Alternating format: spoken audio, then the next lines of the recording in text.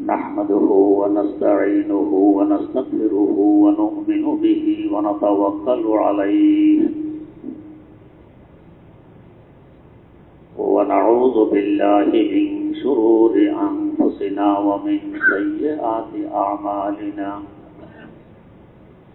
من يهده الله فلا مضل له ومن يضلله فلا هادي له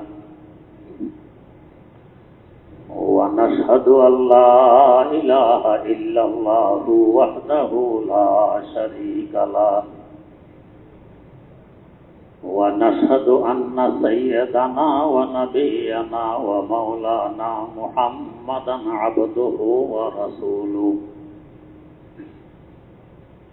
أرسله بالحق بشيرا ونذيرا وداعيا إلى الله بإذنه وسراجا منيرا صلى الله تعالى عليه وعلى آله وأصحابه وسلم تسليما كثيرا كثيرا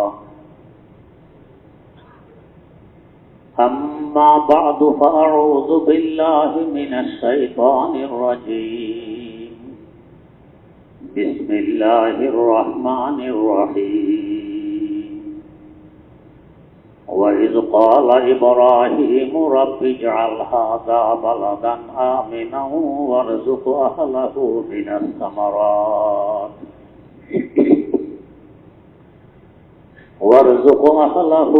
الثمرات من آمن منهم بالله واليوم الآخر قال ومن كفر فأمتعه قليلا ثم أضطره إلى عذاب النار وبئس المصير صدق الله مولانا العظيم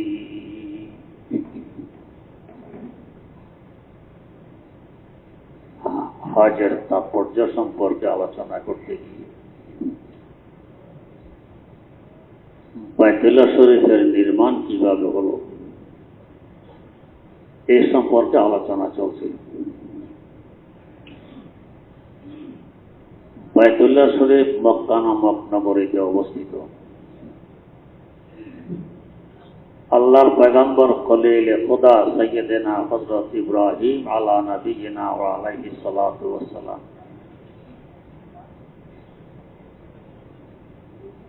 বাইতুল্লাহ নির্মাণ তো করলেন এমন এক জায়গায় যেখানে কোনো শহর নেই, জনবসতি নেই, কিন্তু দোয়া করতেছেন কি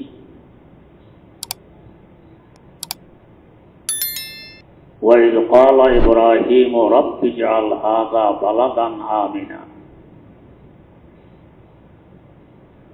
আল্লাহ এই শহরকে নিরাপত্তার শহর হিসাবে আপনি কবুল করে নেন। এখান থেকে বোঝা গেছে এক সময় একটি শহরে পরিণত হবে। যেমন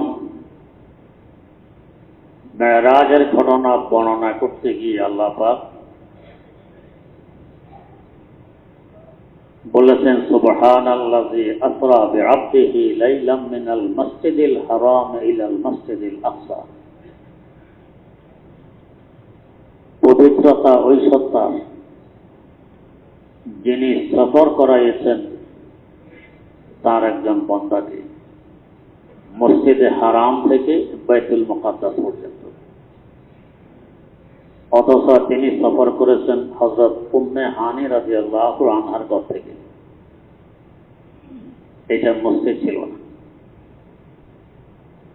কিন্তু এক সময় তো মসজিদে পরিণত হবে।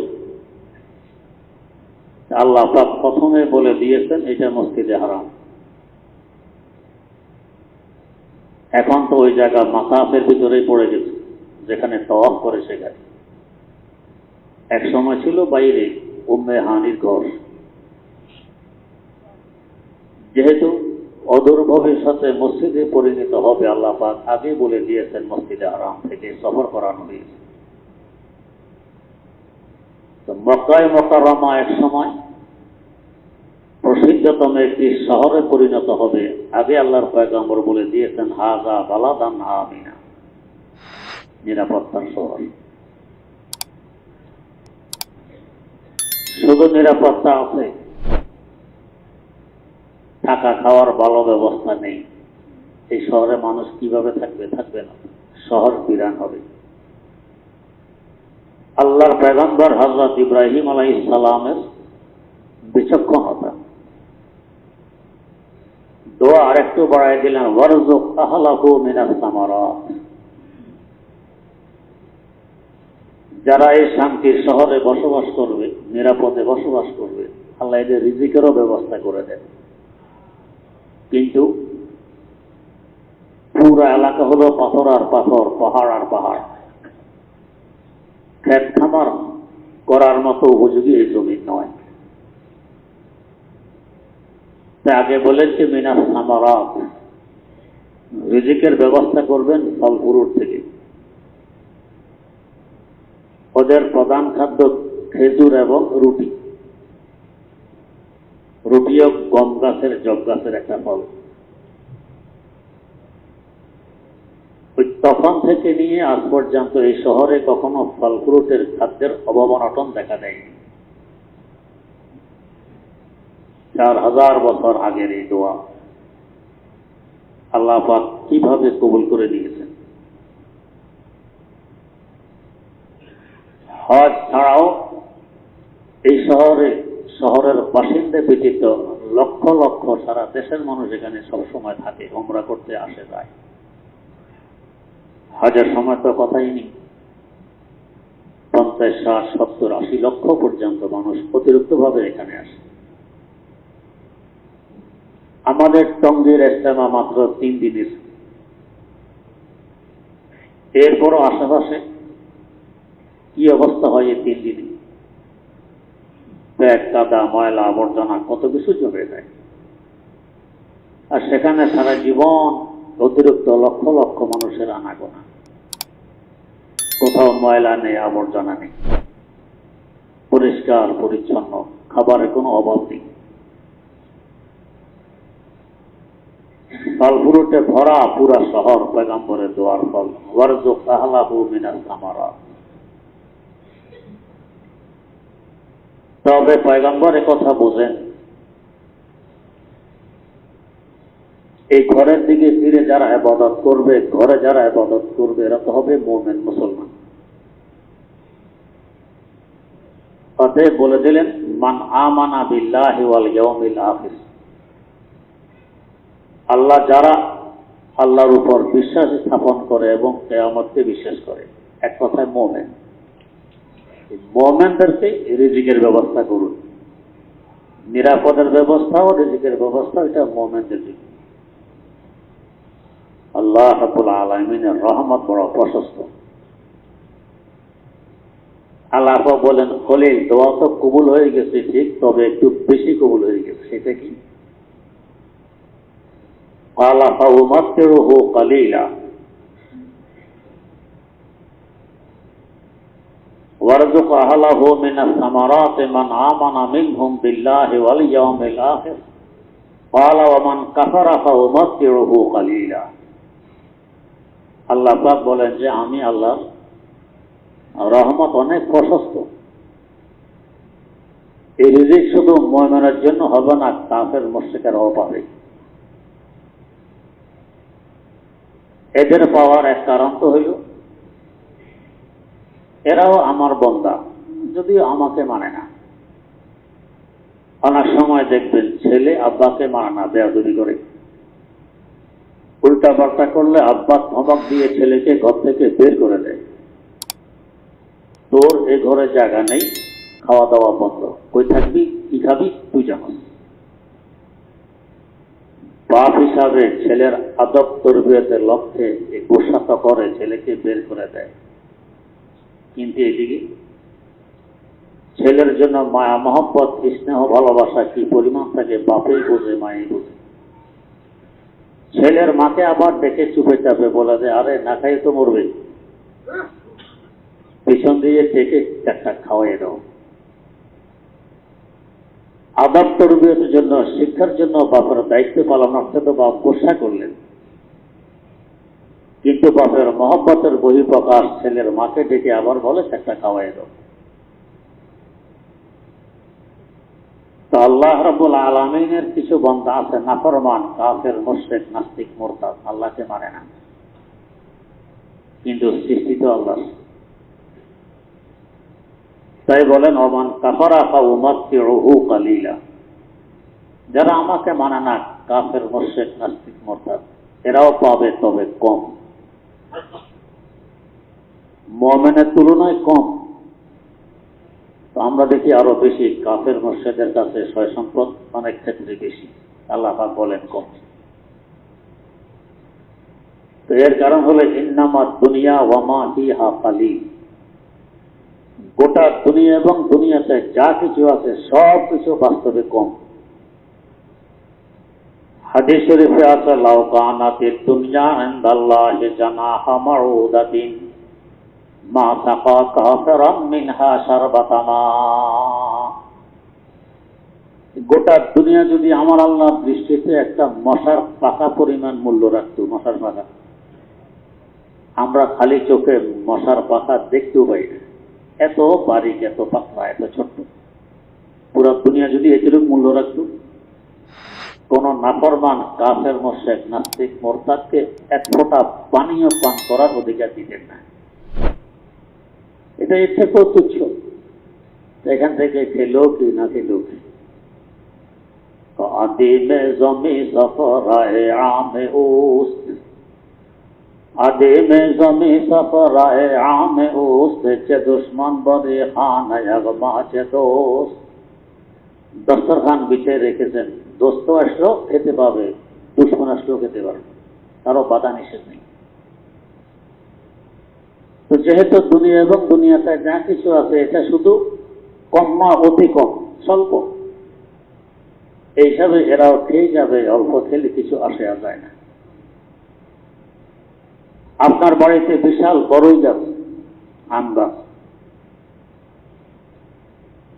পশু পাখি, বাদুর, এরা কিছু বড়ই রাখলে কিছু অংশ খায়, কিছু অংশ নিচে পড়ে যায়, গ্রামের ছেলেরা এসেগুলো কুড়িয়ে নিয়ে যায়, আপনি বাধা দেন না কেন? এগুলো আপনার দৃষ্টিতে তুচ্ছ, গৌয়া, পশু পাখি কিছু খেয়ে ফেলেছে, এগুলো আমার বাচ্চারা খাবে না, ওরা তো সলিড খাবে,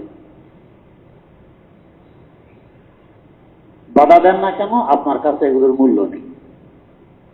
আমার আল্লাহর কাছে দুনিয়ার মূল্য মশার পাখা থেকেও আরো কম, এই জন্য বাধা নিষেধ নেই, তো খাও, এটা কম। আর মুমিনের জন্য এখানেও কিছু অংশ আছে, আখিরাতে বিশাল অংশ আছে, সব মিলাইলে অনেক বেশি। কাফের মুশরিকরাও পাবে রিজিকের ভাগ, তবে কম। ওমান কাফারা ফাউমাত্তিউহু কালিলা, দুনিয়াতে এদের অর্থ সম্পদ, ধনবল, জনবল, ক্ষমতা বল, এগুলো দেখে কেউ ধোকা খেতে পারে। বোধ আল্লাহ পাক এদের ব্যাপারে বেশি সদয়, ওরা মনে হয় সঠিক রাস্তায় আছে। আগে বলতেছেন না, সুম্মা আস্তাররুহু ইলা আযাবিন নার ওয়া বিসাল মাসির, এখানে রিজিকের একটি ভাগ পাবে ঠিক, কিন্তু এরপরে এদেরকে আমি নিয়ে যাব জাহান্নামে, যে ঠিকানা বড় কঠিন ঠিকানা, ভয়াবহ ঠিকানা, ওখানে নিয়ে যাব। তাই ধোকা খাওয়ার কোনো অবকাশ নেই। আল্লাহর পয়গম্বর রহমত, বরকত, হেদায়েতের কেন্দ্র নির্মাণ করার পর একটা দোয়া করুন, আল্লাহ আমাদের এই কাজটাকে কবুল করে নেন। 2 নম্বর দোয়া, এই শহরকে আপনি আমান নিরাপত্তার শহর হিসাবে কবুল করে নেন, এবং শহরের বাসিন্দাদেরকে, সেই স্থায়ী বাসিন্দা হোক, অস্থায়ী বাসিন্দা হোক, সবাইকে ফল ফ্রুটের মাধ্যমে আপনি রিজিকের ব্যবস্থা করে দেন, যাতে রিজিকের কোনো অনটন এখানে না হয়। আজ পর্যন্ত চলতেছে। এখান থেকে বোঝা যায়, যেখানে আল্লাহর ঘর নির্মাণ হয়, প্রথম তো দোয়া করা চাই, আল্লাহ যাদের মাধ্যমে নির্মাণ হয়েছে, আল্লাহ মেহেরবানি করে আপনি এটাকে কবুল করে নেন, দোয়া করতে হবে। আমার কৃতিত্ব আমি করেছি, এটা প্রকাশ করলে এই সব চলে গেল, আমার মেহনত করাইছেন আল্লাহ। এখান থেকে আরেকটা কথা বোঝা যায়, এই আল্লাহর ঘরের আশেপাশে যারা বসবাস করে রহমতের বড় ভাগ তারা পায়। এদের সাধারণত রিজিকের অনটন হয় না যদি ঘরের সাথে সম্পর্ক রাখে। যেহেতু রহমতের কেন্দ্র আল্লাহর ঘর, এটার সাথে যাদের সম্পর্ক আছে ইখলাসের সাথে, এদের রিজিকের সমস্যা হবে না, নিরাপত্তারও সমস্যা হবে না। মসজিদ একটি মাহফুজ নিরাপদ জায়গা। যখন কোনো মুসিবত, আঁধি, তুফান ইত্যাদি দেখা দিত, রাসূলুল্লাহ সাল্লাল্লাহু আলাইহি ওয়াসাল্লাম দৌড়িয়ে মসজিদে চলে আসতেন। যে নিরাপদ স্থান, রহমতের জায়গা। এখানে আল্লাহ পাকের গজব আসবে না, আসবে শুধু রহমত। তো বাইতুল্লাহ শরীফ এবং বাইতুল্লাহ শাখা সারা দুনিয়ার যত মসজিদগুলো আছে সব তো বাইতুল্লাহ দিকে ফিরে আছে। এগুলো হলো ব্রাঞ্চ অফিস। বড় আকারে রহমত অবতীর্ণ হয় বাইতুল্লাহ, রহমত অবতীর্ণ হয় বাইতুল্লাহ, হেদায়েতের আসল কেন্দ্র, হেডকোয়ার্টার বাইতুল্লাহ। সেখান থেকে বন্টন হয়ে সারা দুনিয়ায় ছড়িয়ে পড়ে মসজিদগুলোকে কেন্দ্র করে। যেখানে দিন আছে, দিনের কেন্দ্র আছে, দিনের তালিম আছে, দিনের শিক্ষা আছে, সেখানে রহমতগুলো বন্টন করে আসে। এখান থেকে ছড়িয়ে পড়ে চতুর্দিকে যারা যে পরিমাণ ওই কেন্দ্রের সাথে সম্পর্ক রাখে ওই পরিমাণ। হ্যাঁ, যারা সম্পর্ক রাখে না, ও মান কাফারা, বিদ্বেষ পোষণ করে, আল্লাহ পাগল এদেরকেও দেয়, তবে কম। এদেরকেও দেয়, তবে কম। শেষ পরিণতি কি? সুম্মা আখতারুহু ইলা আযাবিন নার ওয়া বিসাল মাসীর। নিয়ে যাব জাহান্নামে, এটা বড় খারাপ ঠিকানা। আলহামদুলিল্লাহ, আল্লাহ রাব্বুল আলামিনের অশেষ মেহেরবানি। বহুদিনের প্রতীক্ষা, বহুদিনের দোয়া, বহু চেষ্টা প্রচেষ্টার পর এখানেও একটি রহমতের কেন্দ্র, মসজিদ নির্মাণ কাজ চলছে। আমাদের কল্পনারও বাইরে আল্লাহ পাক বিশাল আকারে একটি মসজিদ শুরু করাই দিয়েছেন। যখন শুরু হয় মসজিদের ফান্ড, যাদের মাধ্যমে আল্লাহ পাক শুরু করেছেন তাদের কাছে ছিল না। একমাত্র আল্লাহ রাব্বুল আলামিনের উপর ভরসা করে কাজটা শুরু করা হয়েছে। বিদেশে কোনো সংস্থা বা দেশি কোনো সংস্থা কারো অবদান নেই। আপনাদের মতো ভালো মানুষদের এই অবদানে এই পর্যন্ত কাজ হয়েছে। এখন আপনারা দেখতেছেন মসজিদের ছাদের কাজ চলমান, আলহামদুলিল্লাহ দ্রুত গতিতে চলছে। প্রায় উপরের তলার 55% ছাদ হয়ে গেছে, আর 45% ছাদ আশা করি আগামী 13 তারিখ ওরা ডেট দিয়েছে ঢালাই হবে।